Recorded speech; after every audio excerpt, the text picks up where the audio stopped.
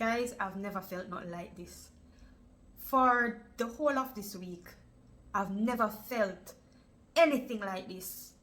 I've never felt this level of heartbreak. I've never felt this level of stress, anxiety, depression that I've felt this past week. And I think the closest thing I felt to this probably was when I was homeless, and it still wasn't as heavy as this.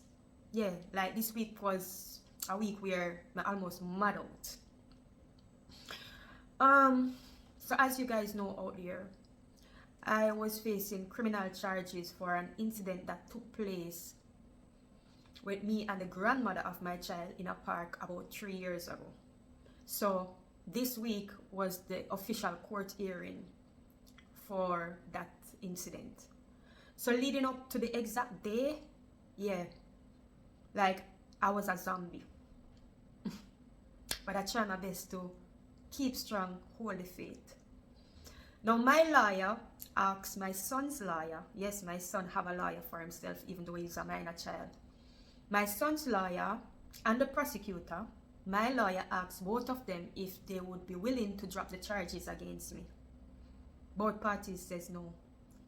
As what my son said, it seems like everybody want me to face my punishment. No, you guys don't have to ask what the grandmother lawyer said, because we all know she will not be dropping any charges. Yeah, she I go want me to suffer.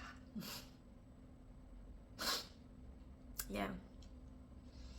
So walking into court, guys, I almost passed out.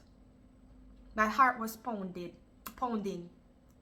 Like I could literally feel my pulse pounding through my ears. Yeah, my eardrum was beating. Like you could feel every pulse in my body. Like I literally almost passed out. This was the most nerve-wracking experience I've had in years, or if not the utmost. First and foremost, the translator I got, English was not that translator first language. So during my testimony that I was giving, there was a time when the prosecutor was asking me a question and the translator translated it wrong. And the prosecutor asked me 3 times and I answered 3 times, and based on the look on everybody's face, yeah, my lawyer and everybody could see that the translator translated that wrong. So my lawyer luckily knows the word in English, and she told me. And when I realized, I was like, wow, whatever. Yeah. Some of these people, I don't know how comes they get translator role, because trust me, like to make such a mistake is just crazy, especially at a time like this when emotions are high, at a time when, yeah, I'm on the brink of passing out.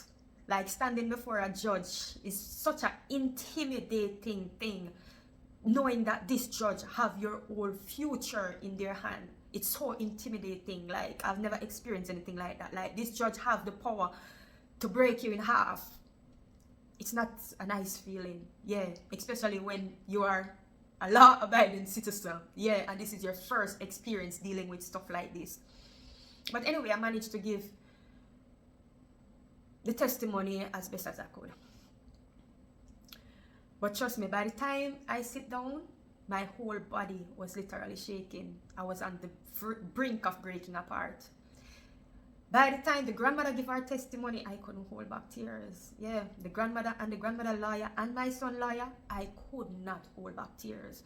Like just to hear somebody accuse you of something that you know you didn't do, it's just one of the most hurtful things you can ever experience, knowing to the fact that you didn't do these things that you are being accused of.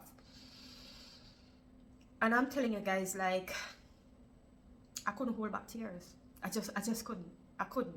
I was just breaking to pieces just hearing these testimony against me. And to know that my son lawyer is pushing for 850 euros in damages. Guys, I've sacrificed so much to be here for my son. 850 euro is the least to be pushing to be pushing and fueling this for €850. Had I have €850 plus more, there's nothing too good that I would not give my son. So this is like absurd to even sit there and phantom. It's like, I won't lie to you guys, it's like part of me feel like my son literally has sold me out for €850. Like, seriously. At the end of the day, I'm human. I think I'm allowed to feel how I feel. Like, I literally sit there thinking my son is selling me out for €850. Especially at a time when I'm financially drained fighting these cases. You know? I can't hardly pay my rent. I can't hardly buy food. At this point, I'm financially destroyed. And to know that my son lawyer is pushing for $850, it's just crazy. It's just one of the most heartbreaking experience, you know? But anyway, all lawyers give them testimony. And after that, within maybe 30 minutes, the verdict was read. And as I stood before the judge and the verdict read, I was numb. At that point, I went from crying to just being numb. Because I was found guilty on both charges, even though all 4 eyewitnesses says that they didn't see me punch this lady and they didn't see me push this lady to the ground.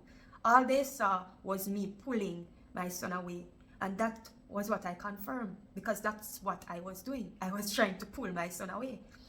So even my lawyer is shocked by the verdict, because 4 eyewitnesses says they saw me pulling. I didn't hit this lady. I didn't push this lady to the ground. Nobody confirmed that. But yet, I've been found guilty on both charges. Now, my sentence. I've been handed 6 months suspended sentence and 5 years probation and 2 years of absolutely no contact with the grandmother whatsoever. So Carly said I lose my parental rights too, because this is what the grandmother need to use in the family court to get the parental rights, because now that a judge handed 2 years of absolutely no contact, not even email, me can't email her, not even email, me can't email through a mediation network, like no contact, absolutely no contact for 2 years. And remember, my son lived with her. So how am I going to fulfill my parental rights and authority if I cannot contact the person that my son live with? So Carly said, me I go lose my parental rights to like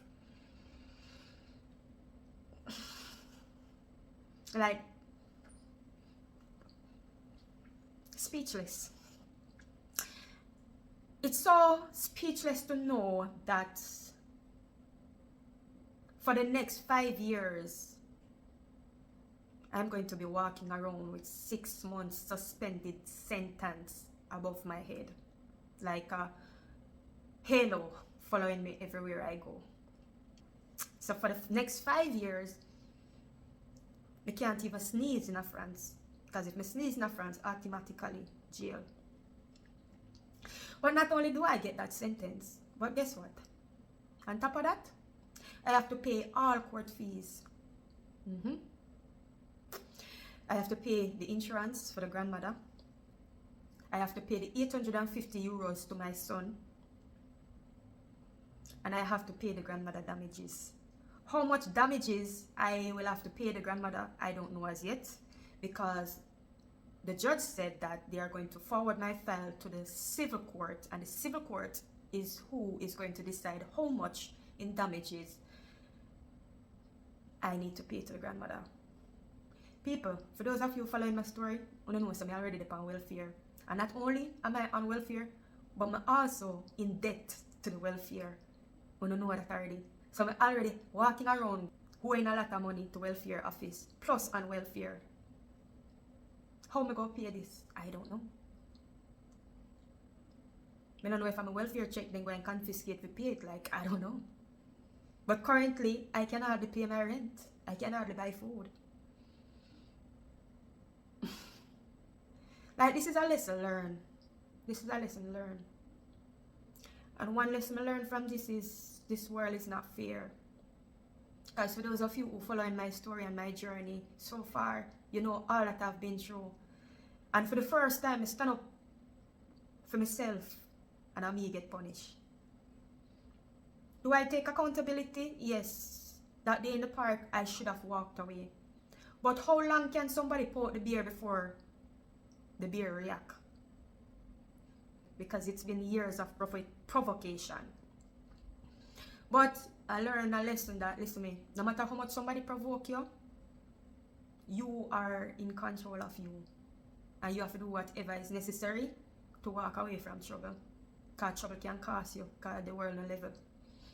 Like I said, my lawyer is shocked by the verdict. And my lawyer wants me to appeal it. But just to appeal it, I would have to pay my lawyer 1,200 euros just to appeal it. How we have to pay all of them fee if I can hardly buy food and pay my rent higher? So right now I don't have no money to appeal this, you know. And I have no money to appeal this. Like, I'm already financially drained as it is. Like, you have to say I'm one step or a sneeze away from homelessness again. So, guys, I don't really know what I have to do. But I have to figure out something. And I have to figure out something quick and fast because I have until Tuesday,